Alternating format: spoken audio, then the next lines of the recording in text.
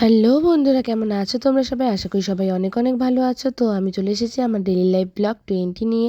এতদিন আমার শরীরটা খুবই খারাপ ছিল, যার জন্য আমি কোনো ভিডিও দিতে পারিনি। তো এই ভিডিওটা অনেক দিনই করা ছিল, তো ভাবলাম যে এটাই একটু ভয়েস ওভার দিয়ে এডিটিং করে দিয়ে দিই। তো আজ হলো আমাদের প্রি ওয়েডিংয়ের সেকেন্ড ডে। তো দেখো, ভোর ভোর 4টার সময় উঠে এইভাবে রেডি ফেডি হয়ে কি আর যাওয়ার এনার্জি থাকে? তো যাই হোক, যেতেই হবে।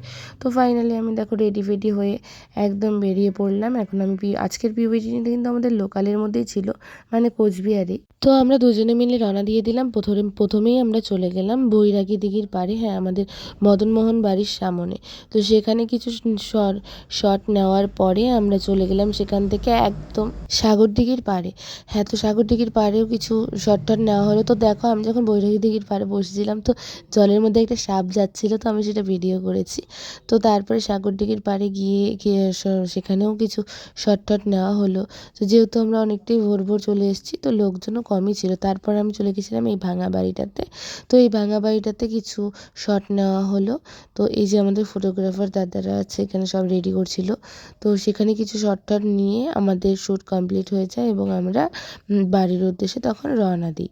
সত্যি এত ভোর ভোর উঠে শ্যুট করা, আগে জানলে আমি প্রি ওয়েডিং শ্যুট করতামই না, এতটা খাটনি। সব শেষে বাড়ি ফিরে প্রচণ্ড বোর ফিল করছিলাম। তো তখন আমি ভাবলাম যে আমি আমার ব্লাউজ একটু ডিজাইন করি। তো তারপর আমি ব্লাউজ ডিজাইন করতে বসলাম। তো আমার এই ভিডিওটা যদি তোমাদের ভালো লাগে তাহলে অবশ্যই একটা লাইক কমেন্ট করে দিও, আর দেখা হবে নেক্সট মিনি ব্লগে। Tata, bye bye.